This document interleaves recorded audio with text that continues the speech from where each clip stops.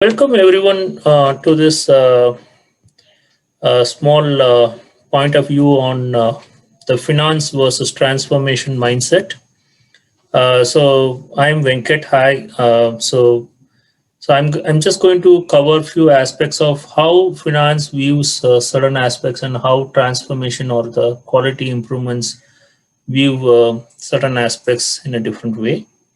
As well as I'm also going to put in a kind of thought process in which places finance and transformation practices have to be collaborating together to bring about the change needed in an organization. I really presume the mindsets from different angles, but basically on two major categories. One is on the cultural aspects, and second thing is on the functional aspects. So these are the two main categories where there are certain differences in the way how finance and transformation uh, pursues certain aspects, right? So let's get on to the actuals. So if you look into the cultural aspects, basically finance is all about productivity, human utilization, and all that. So transformation practices focuses on improving quality. So by improving quality with less effort, we will be able to get the best of human throughput. So when I say human throughput, basically right first time. As a result, the wastages associated with the rework and follow-ups and all of that will be reduced. So that's going to have a rippling effect on the material usage. I mean inventory usage, material usage, as well as the time taken to produce goods actually or services.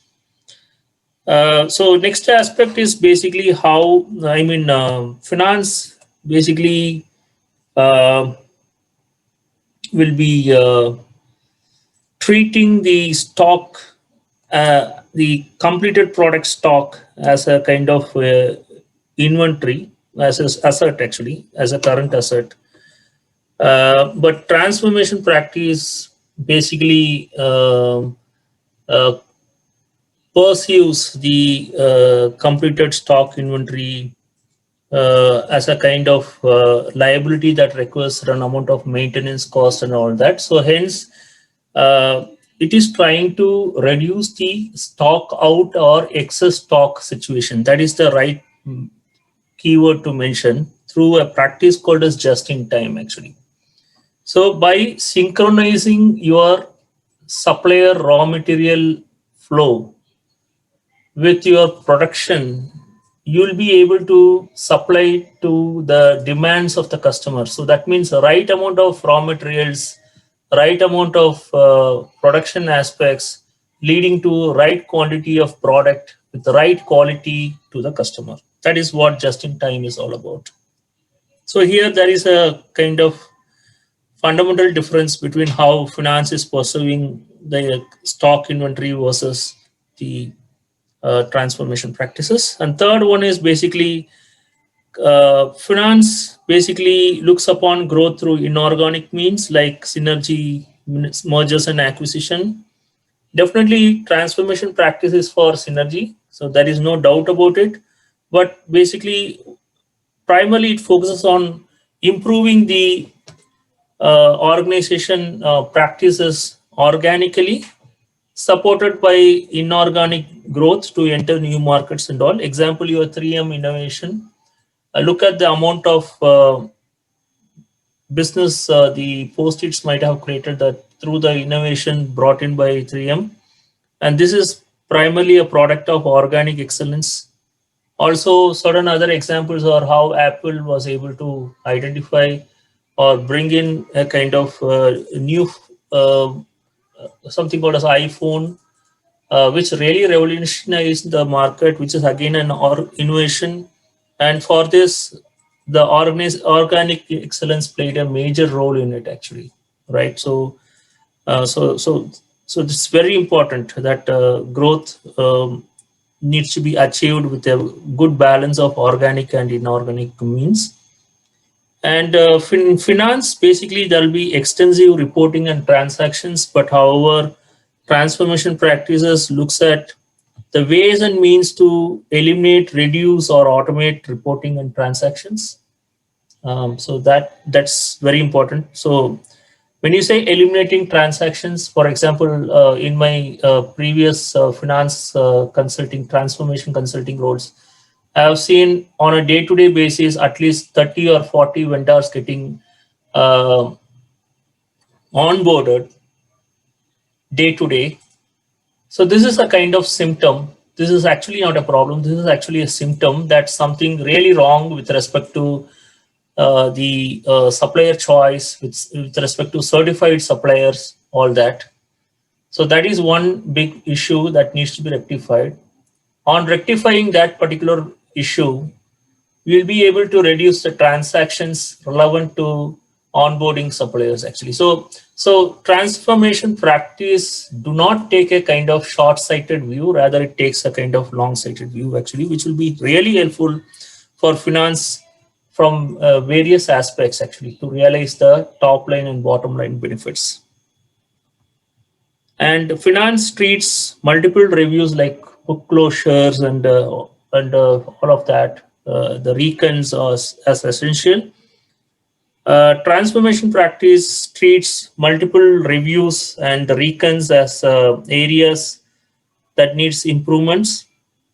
So those things needs to be improved, and therefore they are treated as non-value adding to the business actually.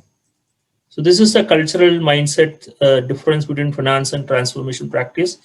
So whatever good things are there in transformation, is always good that we take it up in finance also. That's the recommendation. And as well as being open-minded. If you look at my career profile, I have also started learning strategic finance. So as a way to understand how finance as an organization thinks, what are the best practices that are available in finance that can be leveraged for strategic consulting aspects actually. Okay, so this healthy exchange of thought process, this healthy receptiveness to ideas, these are all very important to improve our cultural mindsets actually. Second thing is functional aspects. Finance treats mainly focuses on the financial statements analysis. I'm not taking into consideration of the valuations and all. I'm just talking about the typical analysis that are done in financial statements to identify areas of improvement. Transformation practices extends that practice of financial analysis by connecting the process level attributes on the floor, because whatever that's happening on the floor at a process level, and not only on the floor, basically wherever a specific process is followed in the organization. So if it is not done well, then that adds as a kind of cost, or that comes out as an output in the financial statements. So that is understood through the financial analysis. So unless we really extend this observations in financial analysis to the process level attributes, we won't be able to holistically improve on something actually. So that is the difference between finance aspects, mindset, and the transformation aspect with respect to functional aspects. So next one is usually the financial analysis are usually post-mortem. Once something has happened, that gets recorded as transaction, and that gets added as a kind of financial planning. That gets observed in the financial planning analysis stage actually. But however, if you look at transformation practice, they are well versed in implementing predictive analysis powered by machine learning, visual management, as well as proactive problem solving actually. So as a result, what happens is uh, either the problem is proactively identified and rectified, or as soon as the problem occurred, the problem will be arrested ASAP, and as a result, we will not lose much in terms of quality and all those aspects. As a result, it doesn't show up as a glaring figure in the financial statements actually. So that is the difference between functional. That is a functional difference between finance and transformation practices. Uh, Finance treats depreciation as an accounting aspect to save tax actually, which is a good thing, definitely. But however, transformation practices physically delays the depreciation through total productive maintenance, which improves the equipment performance, and basically somewhere an understanding has to be brought in between finance and transformation, how the gains that are received from the TPM practices, how they are going to account it in the financial statements, how they are going to make it into a profit, right? So that is a way to look at it. That's the profitable way to look at it. It's important. So typically, we have seen that generally the executive compensations and rewards are actually done basis the financial performance. But however, when it comes to transformation practices, uh, the compensation is based on financial as well as on performance in sustainable practices in human development. This is quite evident during the work during this COVID pandemic. If you look at the service industry, uh, uh, the amount of commitment given provided by the people to be resilient and to make sure that the business as usual is all through the sustainable practices that have been taken for developing the humans actually. So this is very important, and the rewards have to be not only based on financial performance, this also should be on the sustainable practices that were deployed actually. So that is a difference. But here I'm not just saying that the people responsible for executive compensation are only the finance people, but however, the whole thing is if you take a finance into practice, only the financial figures are shown there, which may not be really indicative of how much of sustainable practice or have been developed on the floor or in the market. So those things also have to be measured in terms of executive compensation. The one last thing that I have seen pretty much in my transformation consulting in finance is that there are multiple ERPs that are used by the finance department because of the acquisitions and mergers they have gone through over the years. But the problem is, whenever a person is changing over to multiple ERPs, there'll always be a issue in performance. Workload will be increasing, and because they need to integrate multiple reports from multiple ERPs and account multiple things in multiple ERPs. So basically, the whole idea is transformation tries to bring in a kind of a common platform by which a kind of thorough understanding, a thorough improvement can be brought in, so that the issues relevant to multiple ERPs can be resolved or can be eliminated to a greater extent, actually. So this really requires a kind of major amount of discussion within finance through the support of transformation practices. I see there are certain places where a huge amount of collaboration between finance and business excellence team needed. So when I say business excellence team, I'm just interchangeably using it with transformation practices. The first one is turnaround management. So in the turnaround management, the first thing first is improving the morale of the workforce. That's very important, and there are some good practices available in transformation practices like cellular manufacturing, one-piece flow. These type of techniques will help in improving the pride of workmanship for the people actually, as it gives a lot of independence, as well as the ability to see end to end of a particular process, as well as it helps the people to take ownership from the point a particular work has been received to the point it has been handed over to the next person in the group actually. So definitely, irrespective of these two tools, there are several other philosophies and concepts that are available in transformation practices to improve the morale of the people actually. So those things have to be followed. So finance team should collaborate with the transformation practices or business excellence team, uh, essentially during the turnaround management actually, right?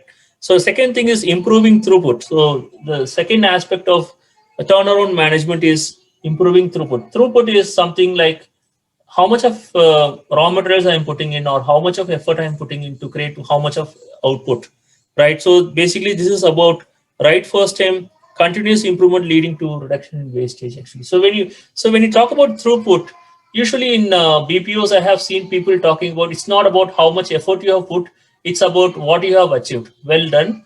The whole idea of how much you have achieved or how much the process has achieved is totally dependent on the state of your process, the state of how things are kept actually, or the state of how the hierarchy and the state of how the organizational structure is designed. So in these aspects, the improve in throughput can happen only when we bring in right first time in the way how things are managed, as well as in the way how a process is executed, right? So both the things are very important, right? So right first time should come into the management aspects as well as into the actual service providence or the product creation aspects. That's really important for improving the throughput. So tomorrow when one of your peer, even after so much of skill set, if they are not able to achieve much, then it's time that you do a kind of internal thinking, right, and find out what's wrong with my process, what's wrong with my structure, what's wrong with several aspects of my organization that is really preventing some of my associates not able to perform well actually. So that is the second question to be asked actually, right? So that is important. And these things comes only when you understand your transformation practices better. So next one is about reducing non-value adding costs. So that is again important for turnaround management to impact the bottom line. So these non-value adding costs can be reduced. So by impacting, by eliminating the reworks or reducing the reworks, by reducing defects or eliminating defects, health and safety factors, and those things, as well as by reducing compliance costs and legal costs in all these areas, uh, the transformation practice can really bring in a kind of change. So in turnaround management, it's very important for the finance team to extensively collaborate with the transformation practice team actually.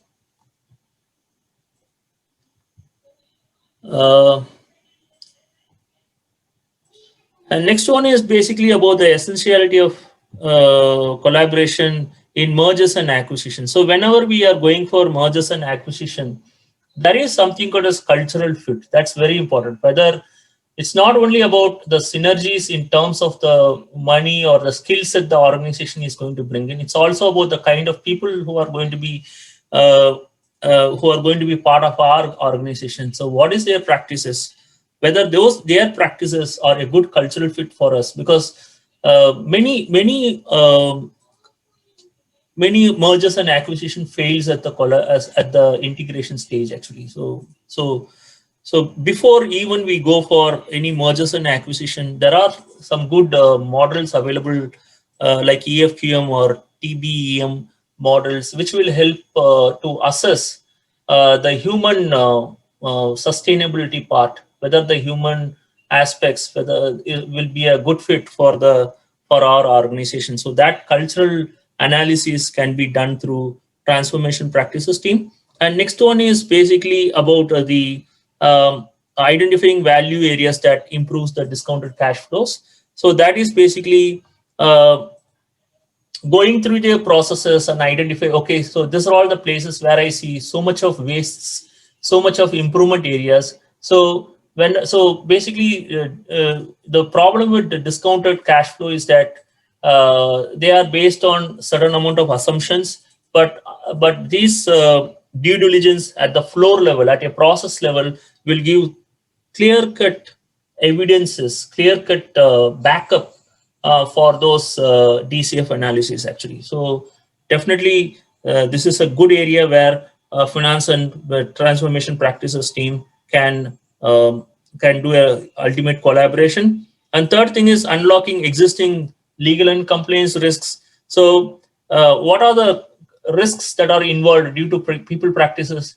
What are the risks that are involved in due to product creation, because those things will have certain amount of compliance aspects, like how a product is being sold, how a service is being sold, what are the compliance risks available in that, right? Whether for example, in insurance, whether how much of mis-selling is happening in the company that I'm going to acquire. So will that lead to any legal cost? How much of legal cost is associated with that? How much of complaints cost is associated with that?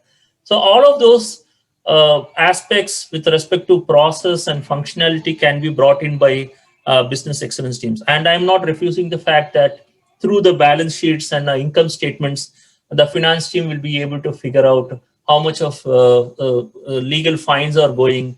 So all of that actually. But however, why it is going, which are the areas where this is happening, and what further unknown complaints risks are there, what further unknown legal risks are there, can be uncovered by business excellence team by going to the floor actually, or by going to the actual place where the particular service or a process is being performed actually. So that way, this collaboration is really a much needed one actually. The third thing is, irrespective of whether there is any mergers or acquisition or any turnaround, everything is going on fine. So where finance and business excellence team can collaborate, definitely they can collaborate with respect to FP&A analysis. So through the FP&A analysis, the symptoms can be understood, like fixed cost is high, or it could be variable costs are high, or it could be we are facing a lot of stock out situations. We are having a lot of legal fines. We are having a lot of complaints related costs. Due diligence, time taken for due diligence is increasing the cost of it. We are having a big team of lawyers working to really work on those legality aspects. So why this is happening actually? Certain organizations have really a team of lawyers, definitely, and because of a lot of legal issues involved in that. So why they are happening? So how we can reduce the cost in those areas? Certain organizations, very big car manufacturing companies and all, they are employing 4,000 employees or 5,000 employees just for the sake of providing the just for the sake of providing the financial transaction services actually. So how this particular cost can be reduced, how the existing employees can be moved to much better aspects. So all these things can be identified by transformation excellence team, and they can also bring in better solutions to improve them actually. So this can be achieved through certain important concepts and philosophies like value stream mapping, and clear-cut understanding between problem versus symptoms versus root causes actually. So since I mentioned a kind of philosophy for value stream mapping, so if you start understanding what value stream mapping is all about, it's not about a tool actually. It's basically an output of the understood philosophy that is guiding an organization actually. So there is a lot to be learned in this value stream mapping from a philosophical aspect, which is really important, which has the ability to improve the top line of an organization, as well as to improve bottom line costs, to reduce bottom line costs in an organization. So next one is accounting transactions. How much of accounting transactions are happening? How much of non-PO invoices are there? How much of reconciliations that are happening? How much of open items are there?